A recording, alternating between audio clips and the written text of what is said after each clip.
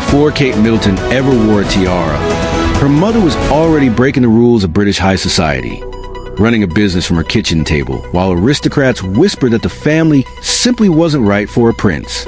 Reports have said the Queen herself once had doubts about Carole Middleton fitting into the family.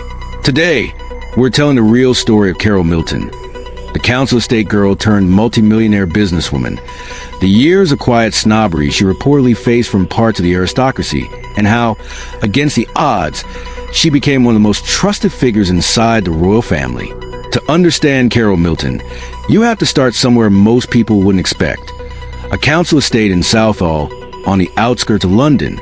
She was born Carole Goldsmith on January 31st, 1955, the daughter of Ronald Goldsmith, a man who worked his way up from lorry driver to builder, and Dorothy Harrison. She grew up attending local state schools, with no hint of the world she'd eventually marry into. Her path into working life was fairly ordinary for the era. She became a flight attendant for British Airways, and it was there she met Michael Middleton, a flight dispatcher for the same airline. The two married on June 21st, 1980, and for a few years after, their life looked much like any young couple's. A stint living in Jordan in the mid-1980s, followed by a return to West Berkshire, where Michael had grown up. The real turning point came in 1987, the same year their youngest child, James, was born. That year, Carole and Michael founded Party Pieces, a mail-order party supply company that, by most accounts, started quite literally at Carole's kitchen table. She handed out leaflets locally to build a customer base, and the business grew steadily enough that by 1995, they relocated its headquarters to a larger site to keep up with demand. What most people don't realize is that Party Pieces didn't just make the Middletons comfortable, it made them genuinely wealthy, eventually valued at an estimated £30 million at its peak.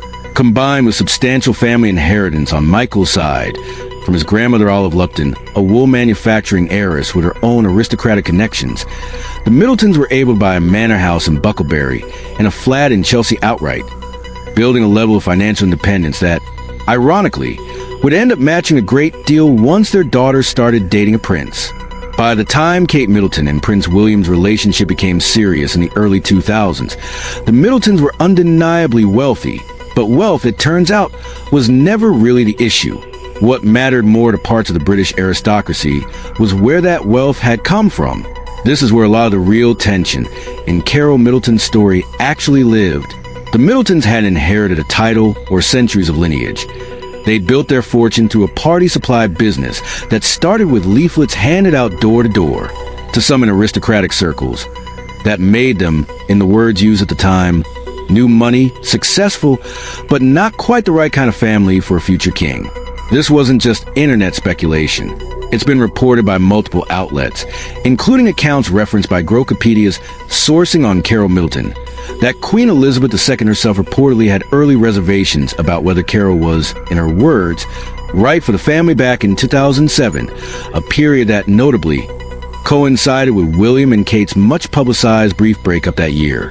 Royal commentators have long debated how much of that split was about the couple themselves versus outside pressure, but the reporting around the Queen's early hesitance adds some real weight to the idea that the family's background was, at least initially, a genuine point of friction. Carole, for her part, has never been one to court controversy or hit back publicly, but biographers and royal correspondents have noted, in the years since, that she handled this early skepticism with a kind of quiet persistence, continuing to show up, continuing to support her daughter, and letting time do what public defensiveness likely couldn't. Carole Middleton's approach to weathering that early skepticism says a lot about how she's generally described by people who covered the royal family for years. Patient, private, and largely unbothered by needing to prove herself to anyone. By the time William and Kate married in April 2011, whatever early doubts had circulated seemed to matter less and less. Carole and Michael were photographed at the wedding looking every bit the proud, composed parents, and in the years that followed, royal watchers and biographers increasingly described Carole not as an outsider straying to fit in, but as something closer to a stabilizing presence of the family she'd married into by extension. Multiple outlets covering the royal family have used a similar phrase over the years to describe her role, a kind of second mom, particularly to Prince William, who lost his own mother, Princess Diana, at just 15 years old. That framing has shown up consistently in royal reporting for over a decade. Descriptions of Carole as someone genuinely warm and present, not just for Kate, but increasingly for the wider family. She's been photographed and referenced attending events like Trooping the Colour, Wimbledon, and Christmas carol services at Westminster Abbey alongside the family. Treated less like an in-law kept politely at arm's length and more like an established fixture at family occasions. It's worth noting plainly here, there's no credible reporting to suggest any kind of secret rivalry, confrontation, or falling out between Carole and Camilla. What the actual record shows is a woman who started as an outsider by aristocratic standards and who, through consistency rather than confrontation, became someone the family has repeatedly leaned on. While Carole's standing within the family grew steadily over the years, her business, the very thing that had built the Middleton fortune in the first place, didn't fare quite as well. Party Pieces had weathered its share of minor controversies over the decades. In 2011, right around the royal wedding, a blog post on the company's site referencing every little girl's dream of being a princess drew criticism from some who saw it as an attempt to cash in on Kate's new royal status, prompting a palace courtier to tell the Daily Mail that the family was keen to ensure the wedding wasn't perceived as a business opportunity for the Middletons. A few years later, in 2013, the company also faced a fine from Britain's Environment Agency for failing to comply with packaging waste regulations, which it resolved by making a charitable donation rather than contesting in court. But the real blow came decades into the business's life. The COVID-19 pandemic hit Party Pieces hard, and despite Carole's efforts to keep it running, the company fell into administration in May 2023. When it finally collapsed, the numbers were sobering. The business owed roughly £2.6 million to creditors, including over £600,000 to Britain's tax authority and more than £200,000 tied to a pandemic relief loan from the Royal Bank of Scotland. Reports at the time described Carole as desperately sad, watching the business she'd built from a kitchen table nearly 40 years earlier finally come to an end. It was eventually sold to another entrepreneur, closing the chapter on the venture that had, in many ways, made everything else in the Middleton family's story possible. Despite the loss of Party Pieces, Carole Middleton's role within the royal family, if anything, only seemed to deepen in the years that followed, particularly during one of the most difficult stretches the family has faced in recent memory. In 2024, when Catherine, Princess of Wales, was undergoing treatment and recovery amid a highly publicized personal health journey, royal watchers and biographers repeatedly pointed to Carole as one of the steadying presences behind the scenes. She was photographed joining the family and Catherine together at Christmas Carol concert at Westminster Abbey that December, offering visible, public solidarity during a genuinely difficult year for her daughter.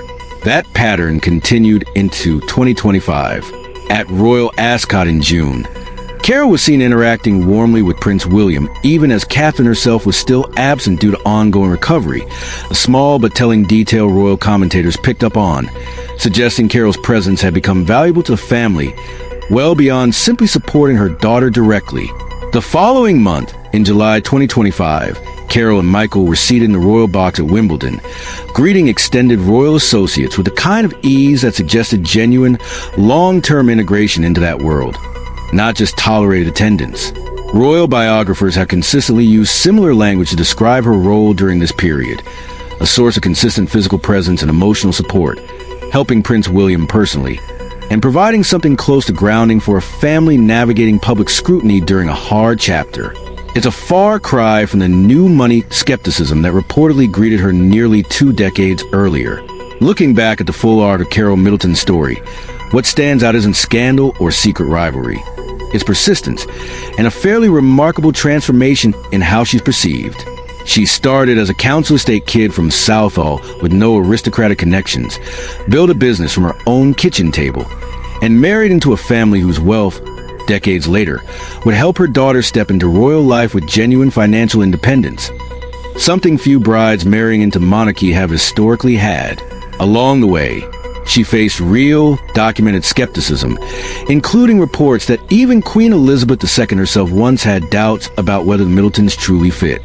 She weathered public controversies over her business, watched that business ultimately collapse after nearly 40 years, and did it all largely without public complaint or defensiveness.